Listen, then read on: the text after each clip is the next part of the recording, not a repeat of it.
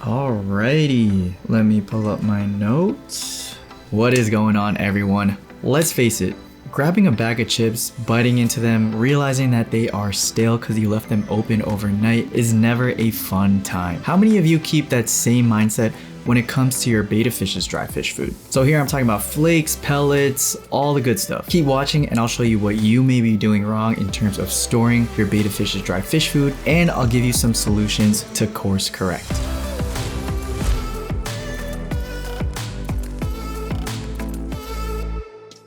As I said in the intro, stale chips are never an ideal situation, but many of us don't think in that same way when it comes to our betta fish's food or any dry fish food for that matter. We've definitely all been there, I myself included. We leave a container partially open, we leave a bag unsealed, even leaving a pack of food open, exposed to the elements overnight for a couple hours can be detrimental to the nutritional value. Just like human food, fish food changes over time when it's exposed to 4 things: air, moisture, light, and heat. In the worst case scenario, that food can be a breeding ground for mold, fungi, bacteria, which can ultimately lead to food poisoning for your betta. This is even more increasingly likely in human conditions. We all know fish rooms aren't exactly the most dry of rooms. On the other side of the spectrum, at a best case scenario of sorts, it just loses its taste or its nutritional value, which in its own right is still pretty bad. This may lead to your betta fish cherry picking specific flakes, looking for what tastes good, what doesn't taste good. And even if this doesn't compel your betta fish to choose the best flakes, long term, this will lead to nutritional deficiencies if your fish food lacks any nutritional value. And when I'm talking about nutritional deficiencies, I'm really talking about the vitamins within that food. That usually is the first to go when it's exposed to some of the conditions we talked about earlier. So as you can see with these problems listed out, it makes sense to be a little bit more intentional with how you store your fish food, how you purchase your fish food, and ultimately how you use your fish food. This video is centered towards betta fish, but of course it applies to any dry fish food out there. Enough of explaining the situation in terms of the problem. Here are 10 tips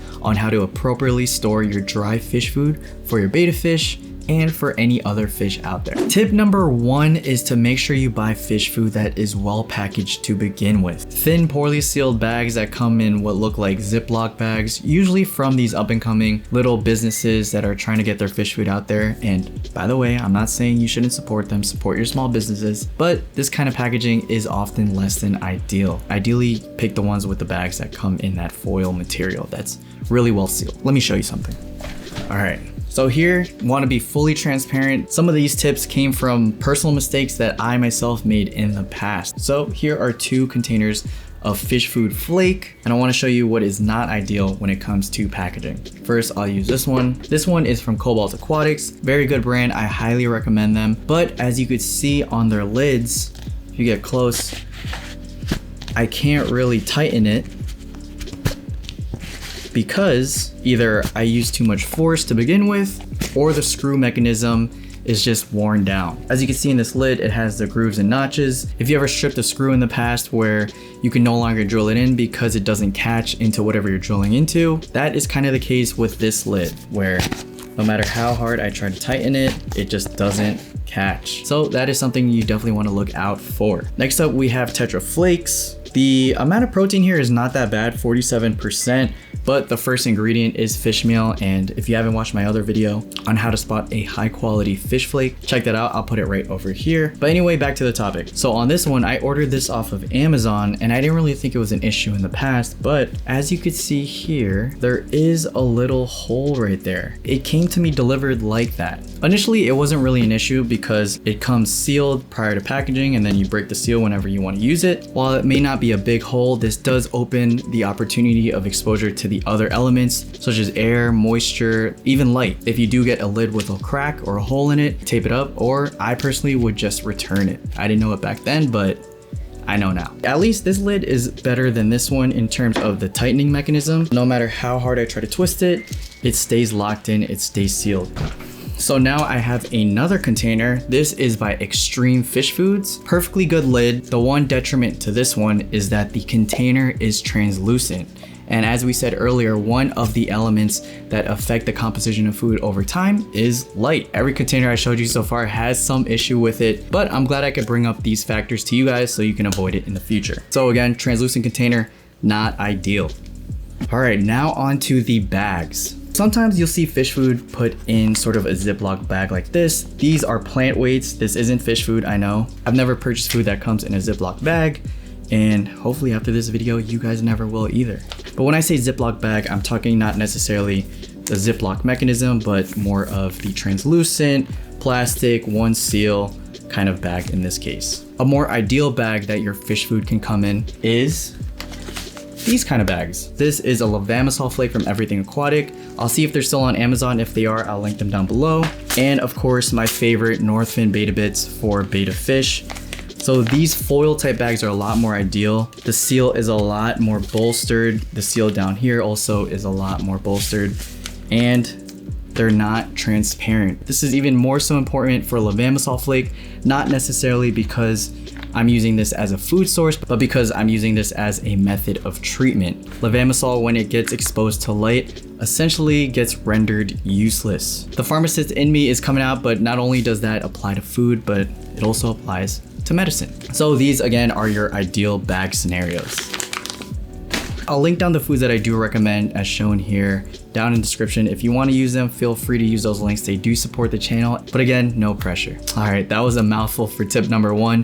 Tip number 2 is to be more mindful and intentional, especially when you're going into these brick and mortar stores and purchasing dry fish food. Like that good old tried and tested tip of picking from the back of the fridge when you're picking up milk in a grocery store, the same thing can apply for your fish food. Oftentimes when they're restocking the shelves, they'll put the older fish food in the front and the newer fish food in the back in terms of expiration date. It would be in your best interest to always pick the containers that are in the back. Prime example, I'm at Target right now. Expiration date 2/24, but in the back, 4/24. It's actually a thing. Another thing to look out for is the price tag. Does the price tag look like it's faded and it's been there? This might be a telltale sign that that fish food has been sitting on that shelf for ages. This is more likely to happen in some of your local family-owned fish stores compared to those big box fish stores. Preface, I'm not speaking on behalf of every single fish store out there. So I'll actually show you a case with this container and this container. I bought both of these from a local fish store. If you compare these two price tags, you could see one is clearly faded, looks like it's gone through a marathon and back. Here, on the other hand, we have a new crisp tag. Obviously, this one has been exposed to the light. It's been exposed and sitting on that shelf for a lot longer than this one. And the reason why I specifically want to point this out is because not all packages have expiration dates. As you can see, this one has it and it's clearly visible. This is still good to go, but honestly with this poor lid, I'm not even sure. But on the other hand, this one did not have an expiration date, so you wouldn't be able to use that as an indicator of whether or not you want to keep this. Of course, using your context clues, you could tell that this is definitely an older stock. So, red flag. That is a good segue into the last thing you want to consider when you're in those brick and mortar stores, and that of course is to look at those expiration dates. More often than not, they are located on the bottom of the containers. But as you could see with some of them, they just aren't present at all. Referring back to tip number 1, of course, you always want to pressure test the lids, make sure that they can actually screw on tightly, make sure there are no holes or cracks on the top, and of course, make sure, just made a lot of mess. Make sure that this foil seal is still sealed prior to purchasing. Tip number 3 is to try your best not to buy in bulk. Only purchase the amount of food that you can use within a month or 2. This is another mistake that I've made in the past where I've always opted for buying in bulk because hey, you save a lot more money, you could get more mileage out of those containers. But with the benefit of buying in bulk comes the risk of your food spoiling over time. So always opt for those smaller packages unless of course you have a whole fish room of food where you're obviously going to use those bigger containers within a month or 2. If you think about it, are you really saving in the long term by stocking up if your food is going to lose its nutritional value over time, requiring you to have to throw it out anyway? Tip number 4 is that if you do still decide to buy your fish food in bulk, keep a majority of that food in an airtight container, sealed, away from the elements, And for bonus points, you could even put it in the freezer. And in the meantime, only grab a small portion of that food that will last you about a month or so and put that in a separate container. The rationale behind this is that if you are using two separate containers, one that you actually use to feed with and the other one to hold the stock, you're decreasing the amount of time and instances that you're opening up that stock container. So here, stock container, short-term container, stock container, short-term container. Tip number 5 is to use airtight or even better vacuum sealed packaging. With fish food, if you put them in a vacuum sealed container, you're effectively decreasing the decay because you're minimizing the amount of air that it's exposed to. A lot of fish keepers like to use these vacuum sealed bags to store their fish food and to put it in the freezer while they're not using it. I'll also link down below some airtight containers that I use to store my fish food now. You could also go to Target. They have a huge section of airtight containers. We all know OXO is essentially the Lamborghini or the Mercedes-Benz when it comes to these kind of containers.